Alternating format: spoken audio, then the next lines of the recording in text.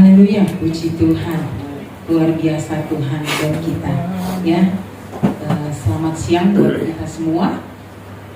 Secara pribadi saya diberkati oleh pelayanan yang dilakukan oleh Abang Tristan, ya, dan semua juga pelayan-pelayan Tuhan yang sudah ambil bagian pada siang hari ini. Semua kita kerjakan untuk kemuliaan nama Tuhan, ya.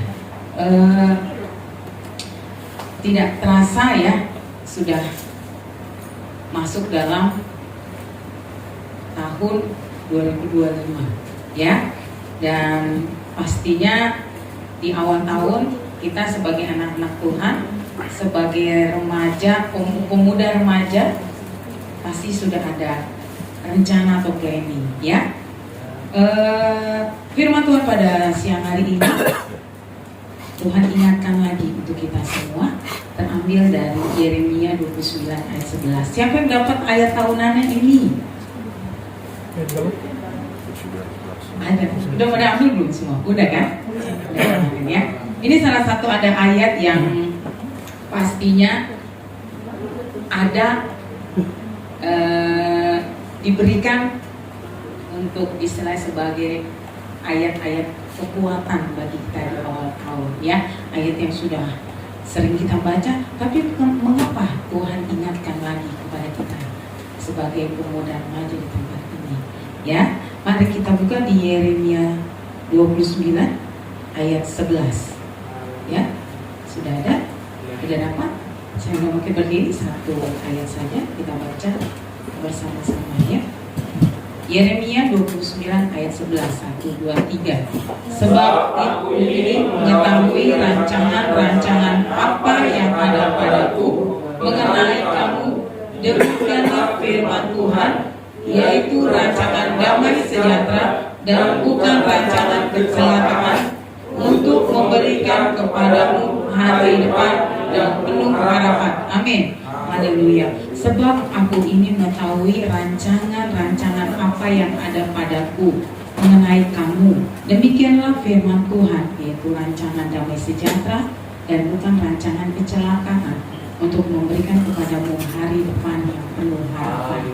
Tema pada hari ini saya berikan judul rancangan Tuhan tidak pernah gagal. Ada amin buat kita semua. Hari yang kelima, kita nggak pernah tahu depan akan apa yang terjadi dalam kehidupan kita. Tidak hanya anak muda saja, tapi kita sebagai orang tua pun, kita yakin setiap rancangan-rancangan yang Tuhan berikan pastinya adalah rancangan damai sejahtera dan bukan kecelakaan.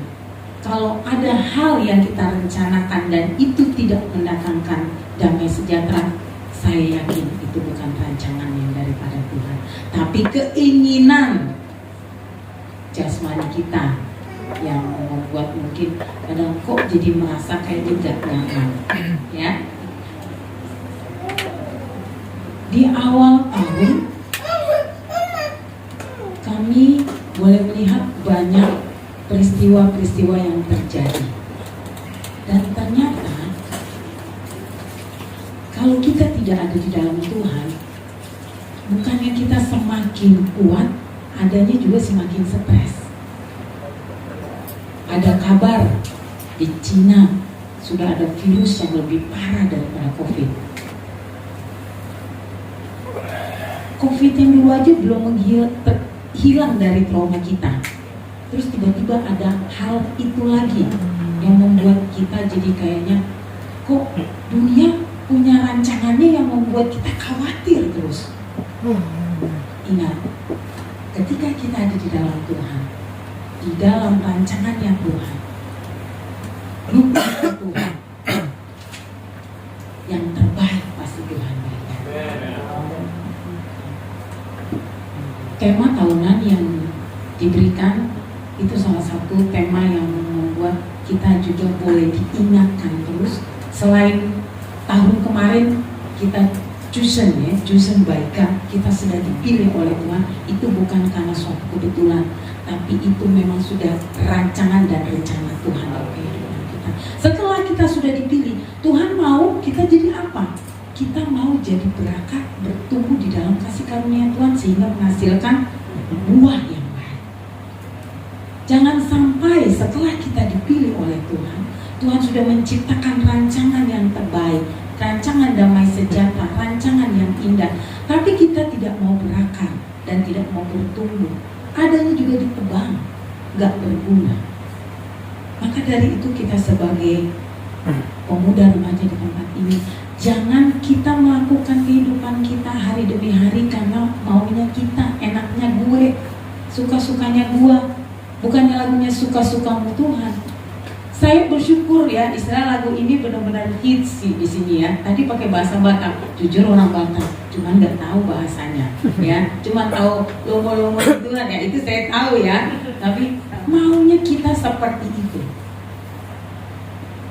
Ketika kata-kata kita ucapkan suka-sukamu Tuhan, terkadang nggak mengenakan buat kita. Tapi itu harus kita katakan. Ketika suka-sukamu Tuhan, biarlah kemauan Tuhan, proses yang Tuhan izinkan, yang membuat kita menjadi lebih baik. Sekarang kita coba buka di Yesaya 55 ayat 8 sampai 9. Yesaya 55 ayat 8 sampai 9. Sudah dapat ya? Sebab rancanganku bukanlah rancanganmu, dan jalanmu bukanlah jalanku. Demikianlah firman Tuhan, seperti tingginya langit dari bumi, demikianlah tingginya jalanku dari jalanmu, dan rancanganku dari rancanganmu. Begitu luar biasanya rancangan Tuhan sehingga sampai seperti tingginya langit dari bumi, dan tingginya jalanku sehingga rancangannya itu jadi tak terbatas. Hati-hati. Kenapa iblis itu menyerang kita? Karena iblis itu tahu ujungnya kita itu ada hal yang terbaik, sehingga dia mau menghancurkan, menghambat kita nggak sampai di tujuannya Tuhan. Intimidasi yang dia kerjakan. Jadi jangan sampai kita kalah dengan perjuangannya iblis, sehingga kita tidak melihat ada upah, ada janji Tuhan yang terbaik di ujung. Iblis tahu loh, iblis tahu, makanya dia nggak suka kita sampai di tujuan itu. Pegang janji ini, karena rancangan Tuhan adalah rancangan yang luar biasa, yang mungkin tidak seperti yang istilahnya dalam dunia pikirkan, tapi yang terbaik pastinya Tuhan sediakan. Sebagai anak-anak muda, saya cuma mau mengingatkan, melayani Tuhan bukan untuk mengubur berkatnya Tuhan, tapi biarlah kita kerjakan itu sebagai bukti cinta kasih Tuhan. Kalau kita boleh ada sampai saat ini, diberikan lagi kesempatan, masih boleh menikmati firman dengan indah, menikmati firman dengan damai. Di luar sana, di bawah tanah mereka ngumpet-ngumpet. Akhir ini adalah di ujung zamannya, zaman akhir sudah di ujung sekali, dan kita tidak pernah tahu kapan waktu Tuhan itu datang. Saya berharap kita semua boleh ada di dalam pengangkatan. Kita tidak mengalami yang namanya antikris. Kita baca itu sangat mengerikan, karena hidup kita yang harus dipertaruhkan untuk kita bisa sampai di ujung itu. Kalau kita sekarang ada dengan hidup kasih karunia Tuhan tidak menghargai itu, sia-sialah semuanya. Maka dari itu, sebagai anak-anak muda, janganlah juga kita bersandar akan pengertian kita dengan kekuatan kita. Ingat, rancangan Tuhan pasti ada yang terbaik. Ketika ada satu rencana dalam setahun ini yang kita siapkan, misalnya itu saya mau mencoba dalam sekolah A, B, dan C, ataupun dalam keluarga ada planning mau membuat sesuatu A, B, dan C, serahkan dahulu kepada Tuhan. biarlah Tuhan yang buka jalan, Tuhan yang tunjukkan, malah Tuhan yang hantarkan orang-orang untuk membantu dalam rencana-rencana yang kita persiapkan. Ya, ayat yang terakhir di Lukas 12 ayat 32. Ayat ini di Lukas 12 ayat 32 sama juga tertulis di dalam kitab Amsal 16 ayat 3. Tapi kita buka dulu di Lukas 12 ayat 32.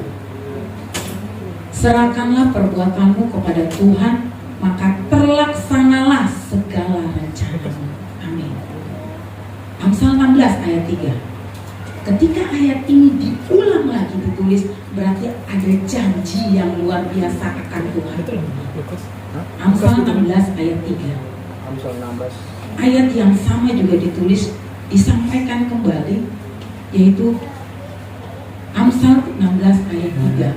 Serahkanlah perbuatanmu kepada Tuhan, maka terlaksanalah segala rencanamu. Sama, berarti sesuatu yang diulang berarti itu janji Tuhan yang akan dipenuhi. Serahkanlah. Ketika kita menyerahkan, berarti kita sudah tidak ikut campur tangan di situ, tapi biarkan Tuhan yang mengerjakan segala sesuatunya. Kita kerjakan apa yang menjadi bagian kita. Apa menjadi bagian kita? Kita berdoa, tetap ada di dalam kebenaran firman Tuhan, tetap setia di dalam Tuhan. Puji nama Tuhan. Mari kita sebagai anak-anak Tuhan yang tetap percaya dan pegang teguh, rancangan Tuhan tidak akan pernah gagal. Yang terbaik pasti Tuhan berikan. Jangan kasih celah iblis untuk ambil janji Tuhan di ujung sana. Ya, mari kita naikkan pujian.